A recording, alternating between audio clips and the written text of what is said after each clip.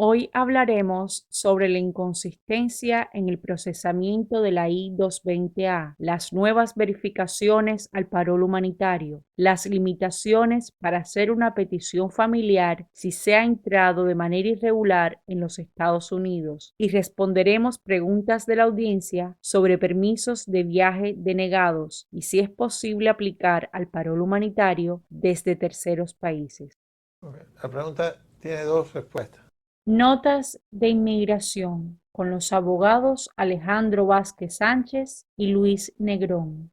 ¿Por qué hay inconsistencia en la entrega del parol y de la I-220A a personas que entraron a los Estados Unidos de la misma manera irregular? Sí, es cierto que hay una gran preocupación en las personas de no tener un parol porque eso le impide a las personas poder ser residentes y eso es algo válido y se conoce. Ahora, hay que partir del tema de que realmente el parol es una discreción del gobierno cuando tú solicitas admisión a Estados Unidos o entras a Estados Unidos y eres inspeccionado. No hay una obligatoriedad del gobierno de Estados Unidos de otorgarlo. Ahora, ¿por qué a unos y a otros no? En la mayoría de las personas que son arribantes extranjeros, que son primera casilla, está claro que el gobierno tiene dos opciones. O detenerte pendiente a un proceso de remoción. Primero, hacerte una entrevista medio creíble, ponerte en un proceso expedito y, si lo pasas, pasarte a un proceso bajo la sección 240. Y si no puedes hacerlo, tiene que dejarte detenido hasta que te hagan un miedo creíble o si te sueltan con un parol. Por el problema de capacidad de detención hoy día, las personas cuando son procesados en primera casilla, la mayoría de las personas, sin tener un miedo creíble, les dan un parol. No es el proceso a seguir, pero es como se está siguiendo. Y se lo dan bajo la sección 212D5A, que como hemos hablado, establece que por cuestiones humanitarias, por interés público, las personas pueden estar en el país pendiente a un proceso de deportación bajo la sección 240 de la acta migratoria con un parol. Ese parol puede ser por 3 meses, por 6 meses, por un año, por 2 años.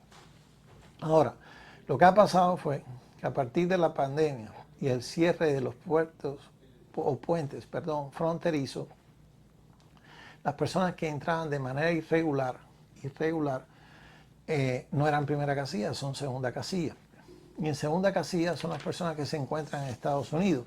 Ahora, o las personas que entrando son detenidas un periodo corto de tiempo. Ahora, si tú estás en Estados Unidos, te deben procesar no bajo la 235 del acta migratoria, que se considera como un arribante extranjero, sino te deben procesar bajo la 236. Y esa 236 permite al gobierno liberarte y no dejarte detenido. Bajo la 235 o te detienen o si te sueltan te tienen que soltar con un parol. Bajo la 236 no tienen necesariamente que detenerte a no ser que tú caigas en una serie de categorías como que sea una persona peligrosa o que ha cometido un delito grave o que estés envuelto en actividades terroristas, sino el gobierno puede, por el tiempo que estás aquí, procesarte, ponerte en un procedimiento de remoción y dejarte salir. Ahora, las personas que esa sección de 236 aplica a todas las personas que están aquí, con la excepción de las personas que están dentro de los primeros 14 días en Estados Unidos y que están a menos de 100 millas de la frontera, que deben ser procesados como si fuesen arribantes extranjeros y por lo tanto se aplica el mismo estándar de las personas que entran por el puente fronterizo y deben aplicarse el estándar de 235AB. Ahora, esto es lo que está en discusión. ¿Hasta qué punto eso aplica? ¿Hasta qué punto la decisión de Jenny versus Rodríguez se va a ser extensiva a estas personas que mencioné, que han entrado de manera irregular y son detenidos a pocas horas o al día siguiente, que es la mayoría de los cubanos que durante el tiempo de la pandemia y durante el tiempo que los puentes fronterizos estuvieron cerrados, fueron procesados y los soltaron con I-220A. Ahora, en esto hay que distinguir las personas que se encuentran en un proceso de remoción en corte y las personas que, aunque le dieron una notificación para aparecer en corte, no están en corte. Estas personas que están en corte, aunque hayan aplicado la residencia, es muy difícil que después de Cabrera Fernández, que es la decisión que cierra momentáneamente la puerta a los cubanos que entraron con I-220A de dar la residencia, es muy difícil que ICE o el Servicio de Protección de Frontera le otorgue un parol. No es imposible, pero es muy difícil. Ahora, a las personas que no estando en corte, que tengan I-220A, aunque recibieran una notificación de cargo, un notice to appear, una notificación para comparecer, que han aplicado a la residencia, en caso se ha dado ciclos que el gobierno ha estado otorgando parol sin pedirlo, porque normalmente este parol humanitario se pide ante las autoridades que liberaron a la persona, ya sea AI o sea el Servicio de Inmigración. Ahora, eso no debe generar un desconcierto, porque en una discusión de el Servicio de la Asociación de Abogados con el Departamento de Inmigración de fecha diciembre 14 de 2023, a partir de la decisión de Cabrera Fernández, hay un punto que voy a tratar, porque me parece importante para dejar esclarecido eso, que le preguntan, hay cubanos que han tenido orden de I-220A y que pueden ser elegibles a aplicar a la residencia al año un día bajo la ley de ajuste cubano.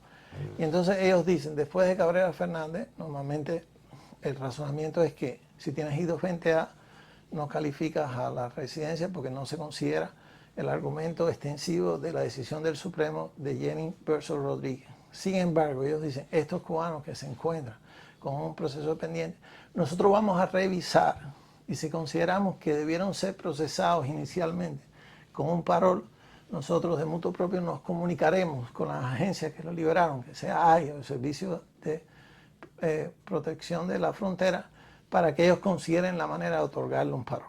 Ahora, ¿cuál es el criterio que se ha usado para eso? Partimos del criterio que ellos consideran que todo el que está con la I-220A salió bajo la 236. Por lo tanto, el argumento de Jennings versus Rodríguez, que si tú eres un aplicante para admisión, supuestamente no aplican. Ahora, algunos de estos casos, o muchos de estos casos que les ha tocado parol, son personas que inicialmente cuando entraron estuvieron en un proceso expedito de remoción, que ahí está reconociendo que estás procesado a la 235 y que el notice to appear dice que ese proceso fue vacated, que fue eliminado y se pasó a un 240, o que tuvieron una entrevista de miedo creíble. Tácitamente, el gobierno está aceptando que esas personas fueron procesadas por el 235 y es por eso que al referirse a los departamentos que liberaron a estas personas no les queda más remedio que otorgarle un parol, porque si te procesan bajo la 235 o te detienen o te dan un parol. Ahora, yo no creo que el argumento debe ser porque a mí sí y porque a mí no. El argumento es hacer inclusivo a todas las personas que tuvieron I-220A, porque con independencia que te pusieron un proceso expedito de remoción, o con independencia que te dieron una orden expedita que fue vacated, o con independencia que te dieron un miedo creíble, el razonamiento es, tú eres un aplicante para admisión, tanto si entras por el puente fronterizo, como si entras y cruzas irregular la frontera y eres detenido dentro de los 10 días y a menos de 100 millas, porque no es la persona que vive aquí, es la persona que está llegando al país. Y el argumento de hacer ese te obliga al gobierno a procesarte bajo la 235 o a detenerte o a darte un parol. Y ahí es donde está el gane. El gane no está en cuestionar que lo tiene o no lo tiene. El gane es razonar legalmente por qué todos debemos ser procesados bajo la 235 y no bajo la 236. Las nuevas verificaciones que se han implementado al parol humanitario serán aplicadas a las personas que ya habían solicitado el parol o solo a los nuevos solicitantes. Hay que esperar a ver qué definición hay. Puede ser a los nuevos y puede ser a los nuevos y los anteriores. La realidad es que esto es un proceso que está empezando debido al sinnúmero de irregularidades detectadas y que se van a seguir detectando, porque hay muchos casos que realmente hicieron cosas que no se podían haber hecho. Y puede conllevar en que sea solamente a los nuevos las huellas, o sea a los nuevos y a los antiguos, o a algunos antiguos y a no todos los antiguos. No debemos anticiparnos. Si le toca hacer las huellas, hay que hacerse las huellas. Si no le toca hacer las huellas. Ahora, lo que no te puede hacer las huellas si no te llaman a hacerte las huellas. Eso es lo que debemos partir. En el caso de menores de edad que aplican al parol humanitario con sus padres, si les niegan el parol humanitario a los niños, ¿pueden volver a aplicar los menores con otro patrocinador? Okay. En mi opinión, sí, porque tú puedes tener cuantas aplicaciones tú puedas con diferentes patrocinadores, pero hay que ver por qué se lo negaron. Entonces yo voy ahora a pedirle que hay una joven que trabaja en la oficina que se llama Catherine Puerto, que atiende ese sector y es una persona muy competente, y que tú comentes, Catherine, si tú puedes, cuál es tu experiencia en este aspecto. Lo primero a considerar ahí sería cuáles son los factores por los cuales le negaron ese parol. Inmigración no te da una respuesta, solamente te da, o sea, te dice si fue aceptado o no. Y entonces, pero tú, o sea, tienes que revisar cuáles son los errores que pudiste haber cometido, porque si de alguna manera estás, no calificas para ese parol, sería, o sea, no sería buena opción volver a aplicar porque te lo van a volver a negar. Como son menores de edad, es muy difícil que tengan razones de peso para que no califiquen. Lo único que se me ocurre es que tengan alguna doble nacionalidad y entonces no, o sea, con doble nacionalidad no puedes aplicar. Y lo otro es que si te lo niegan por cuestiones económicas, que el patrocinador no alcance con los requeridos, entonces sí, puede aplicar con otro patrocinador. Igual lo que al momento de que te lo aprueben, uno de los padres o tutor legal tiene que ir a buscar al menor. Las personas que hayan entrado ilegalmente a los Estados Unidos y decidan aplicar a la petición familiar I-130 pueden hacer la entrevista para el perdón de entrada ilegal desde un consulado americano en cualquier país o tienen que regresar a su país de origen. Tienen que regresar a su país de residencia. Es decir, el hecho para tú seleccionar un país diferente tiene que justificar, porque tú no puedes regresar al país tuyo y que ese país que tú estás pidiendo te permita solicitarlo, que tengas residencia en ese país. Los cubanos, la mayoría, están preocupados de que si no pueden regresar a Cuba. Y yo les digo, vas a regresar a una entrevista a la embajada americana y vas a estar 15 días. Entonces tampoco podemos llevar la cosa a los extremos, porque realmente las personas van a Cuba por 15 días si tienen la entrevista, porque es un proceso primero que va a tomar tiempo, porque un perdón por la I-601A toma más de 3 años hoy día, la espera del perdón. Y segundo, en el supuesto que tengas que ir porque no hay otro camino y no hay una solución con la I-220A, estás regresando 15 días a tu país donde tú vivías, pero a una entrevista con el gobierno de Estados Unidos, con el Departamento de Estado, con una embajada americana. No vas de paseo, no vas a vacacionar, vas simplemente a un trámite migratorio. Tampoco se pueden llevar las cosas a los extremos de considerar que porque salí de Cuba no va a regresar a Cuba, cuando realmente yo creo que debemos tener un poco de flexibilidad en pensamiento y decir que estamos viendo a una embajada americana en el país de nuestro, pero la embajada americana, a un trámite necesario, a un trámite formal, a un trámite del gobierno de Estados Unidos. Las personas que quieran hacer una petición familiar I-130 a padres, esposos o hijos que hayan entrado de manera irregular a los Estados Unidos tienen que ser ciudadanos americanos o los residentes también pueden. Los residentes solamente pueden pedir a hijos menores de 21, solteros, a hijos mayores de 21, solteros o divorciados, y a esposos y a esposas. Eso solamente pueden pedir residentes. Los residentes no pueden pedir a los padres, los residentes no pueden pedir a hijos casados y los residentes no pueden pedir a los hermanos. Los únicos que pueden pedir a hermanos son los ciudadanos. Los únicos que pueden pedir a hijos casados son los ciudadanos. Y los únicos que pueden pedir a los padres son los ciudadanos. Con el inconveniente que para tú pedir a tu papá, tú tienes que tener 21 años de edad.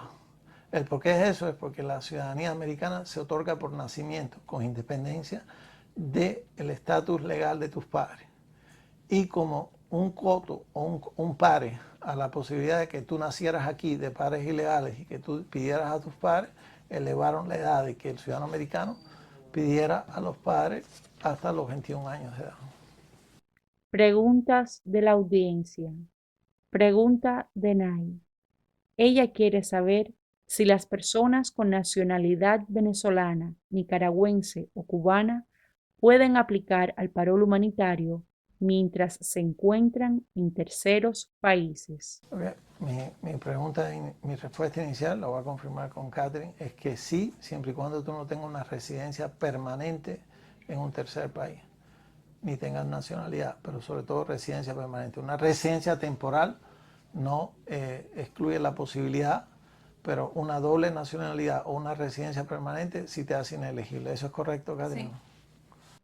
Pregunta de Masbel. ¿Puede una madre residente hacer una petición familiar a su hija y nieto que entraron con una I-220A? A su hija, siempre que la hija esté soltera.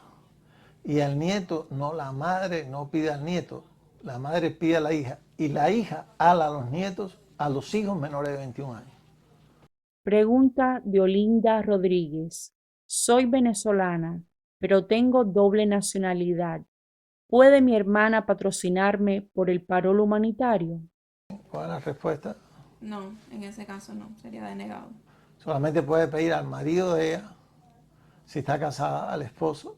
Y el esposo, si no tiene doble nacionalidad, puede entonces la esposa, que es la hermana de ella, puede entonces acogerse al parol. ¿Eso es correcto o no? Inicialmente, USCIS dijo que las personas con doble nacionalidad podían entrar como beneficiarios de un principal aplicante. Lo que el programa no está diseñado de una manera que tú puedas observar quién es el principal y quién es el beneficiario. Lo pueden intentar, pero también puede que se lo nieguen. O sea, En el tema de cuando hacen la autorización de viaje, el permiso con CBP-1 es cuando salen esas cosas más, ¿no? sí, puedes crear tu cuenta y ahí entonces ponerlos como beneficiario, o sea, eh, verificar todos los datos y corregirlos y aceptarlos ahí en la misma cuenta y ponerlos como beneficiario. Y después cuando crees tu cuenta con CBP One, ponerlos como beneficiario. Pero ahí también, o sea, queda elección de ellos si te lo aprueban o te lo niegan. Pregunta de Yolanda Fundora. Al esposo de Yolanda le aprobaron el parol humanitario el 22 de mayo, pero le denegaron el permiso de viaje el 8 de agosto sin conocer la causa. Después del reinicio del programa, no han recibido respuestas sobre la revisión de su caso y cuando el patrocinador llamó a UCIS, le dijeron que debían volver a aplicar. ¿Deben seguir esperando o aplicar nuevamente? Caso yo creo que sería aplicar nuevamente, el caso ya está cerrado, ya hubo una decisión emitida. No creo que CBP One, con la cantidad de casos que tienen ahora mismo, vayan a revisar los casos que ellos denegaron para ver cuál sí ameritaba un permiso de viaje y cuál no. O sea, la opción ahí es aplicar de nuevo. Pregunta de Maricel Ricardo. Yo, como residente, puedo poner una petición familiar I-130 a mi hija divorciada con su niña de 5 años. Sí, puede hacerlo. Sí. Sí, puede hacerlo porque un residente puede pedir a los hijos mayores de 21 siempre y cuando estén solteros o divorciados. Y, como dije, la niña de 5 años entra por ser hija de tu hija en la petición. Gracias, buenas tardes. Nos vemos la próxima semana. Gracias por su atención. Los esperamos la próxima semana para responder sus dudas de inmigración. Recuerden seguirnos en nuestras redes sociales.